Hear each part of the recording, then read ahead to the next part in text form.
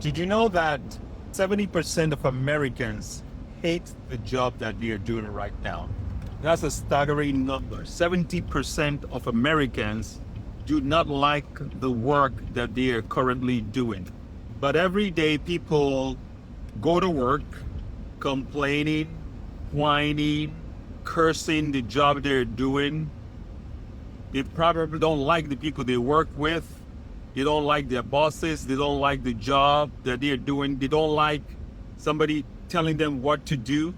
So the question is, why do people still keep doing what it is that they hate, the thing that they dislike? The main reason is fear. The fear of taking off, getting started in doing what you love to do. Because oftentimes we haven't figured out how to earn income doing our love, our passion. That's why a lot of people end up working in doing what they do not enjoy. As a matter of fact, one time this guy was telling me, how dare they? He was let go by his job. He used to work for the men's warehouse.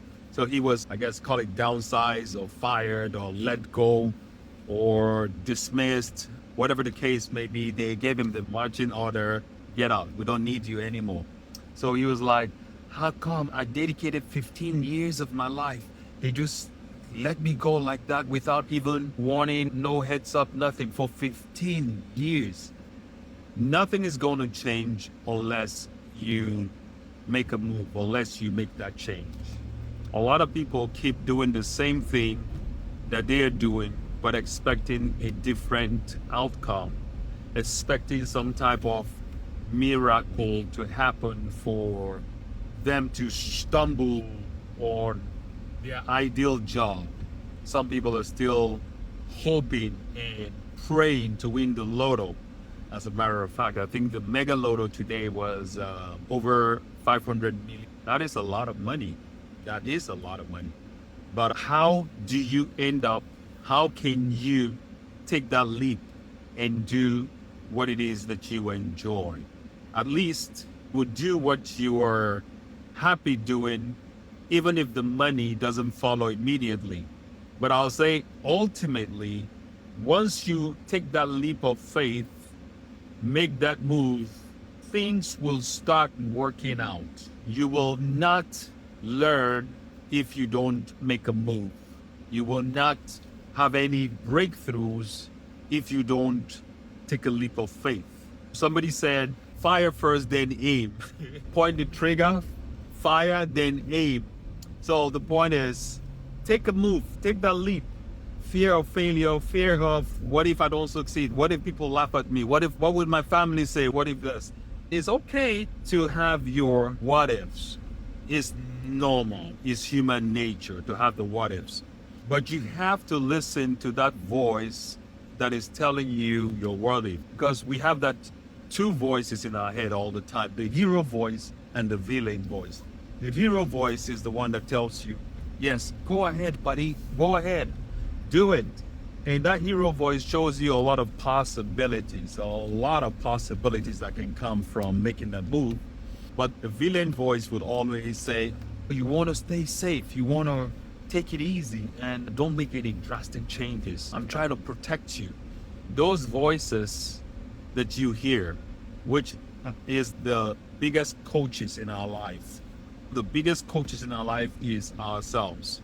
The voice in our head, the inside voice, the voice that encourages you to take that leap, make that move, and that voice that tends to keep you back from making that move, from taking strides. So when you learn to use affirmations, because affirmations basically is the thoughts that we are thinking and the words that we are saying. When you learn to use affirmations, you use the affirmations with the 3 P's, which is it has to be personal, it has to be positive, and it has to be in the present tense. So when you use affirmations to craft, to create, to channel, to not just control, but to become aware, yes, become aware of those voices, of what is really going on in your head.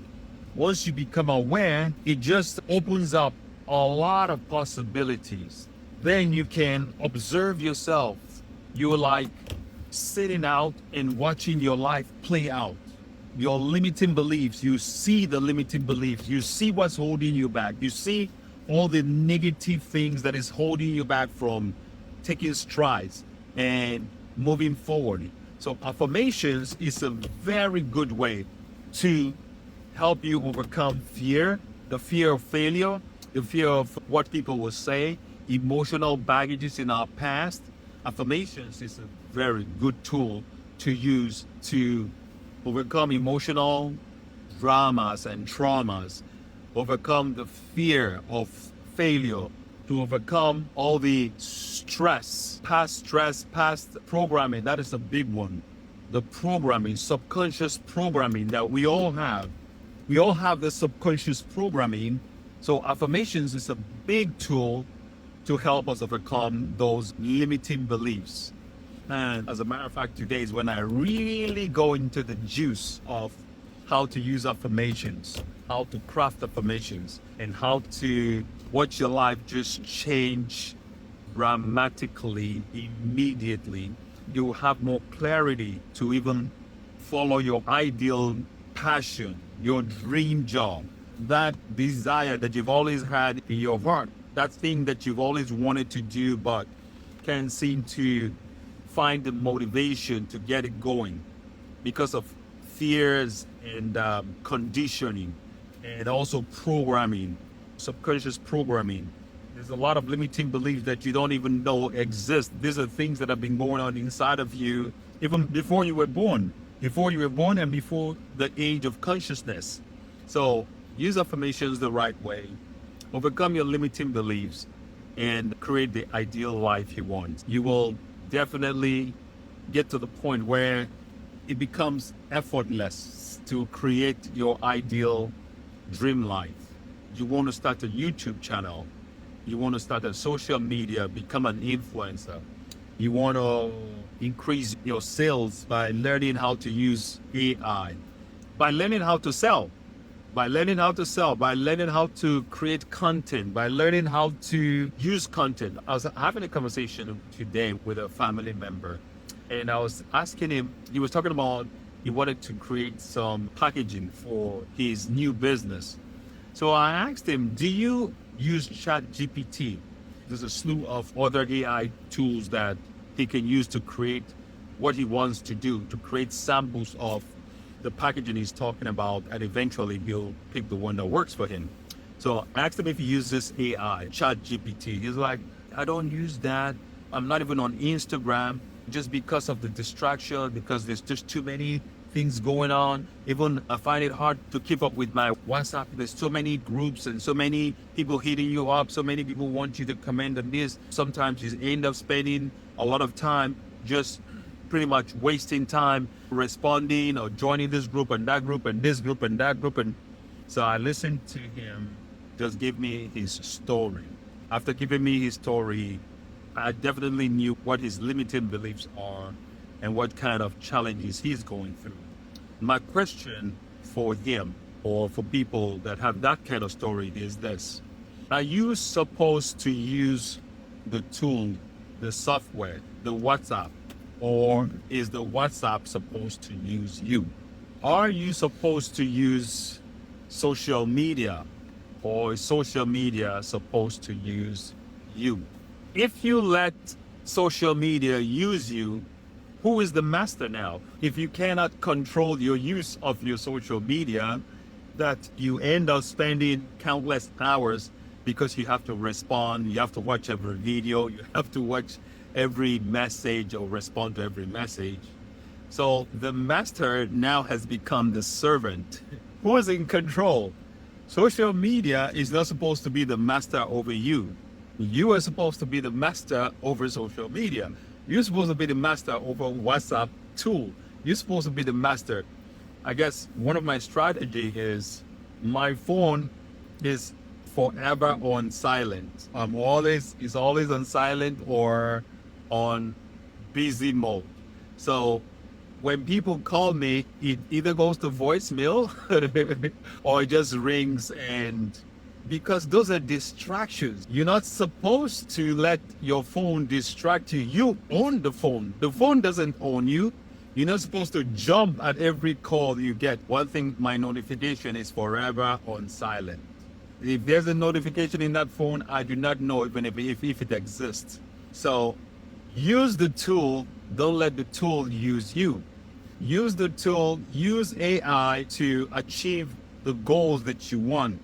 Don't let the AI use you. So that's all I want to say right now. Let's get it. Learn how affirmations work. Instead of saying things that like I will do, I will start tomorrow. No, definitely you change that affirmation to I get it done now. I get it done now. The only time we have is now. Yesterday is gone. Tomorrow never comes. You heard the story about this pub in London, UK, that says, come back tomorrow, you get everything half off. Come back tomorrow, you get everything half off. When you go to this pub and you read the sign, you are hoping that when you come back tomorrow, you get things half off. But when tomorrow comes, you read the sign again, it says come back tomorrow. So the reality is that tomorrow never comes. Tomorrow is forever in the future. So the only time we have to do anything is right now. You can start using affirmations right now. You plant the seed, and once the seed is planted, all you need to do is just watering. You water the seed. One of the biggest affirmations to use is the self-love affirmation. I love myself. Say that 100 times in the morning, 100 times in the day, and 100 times at night before you go to sleep. So use affirmations the right way. I love myself. Another great affirmations to use will be, I approve of myself. I approve of myself. Say that 100 times in the morning. Say that 100 times in the afternoon. Say that 100 times at night. And just watch what happens the next day. Watch how you feel. Watch how your energy shifts just by saying these affirmations. As a matter of fact, try it and DM me your results. Let me know what happens. If you don't use it, how can you say affirmations do not work? How can you keep questioning and doubting and criticizing and complaining about something you haven't tried? Give it a try and let me know your result. This is instant energy shift. I love myself times 100. This is my prescription. This is doctor's prescription. I love myself times 100, and I approve of myself times 100. And just watch your energy shift. That's it. Until then, keep affirming, keep affirming, keep affirming, keep affirming, keep affirming, keep affirming.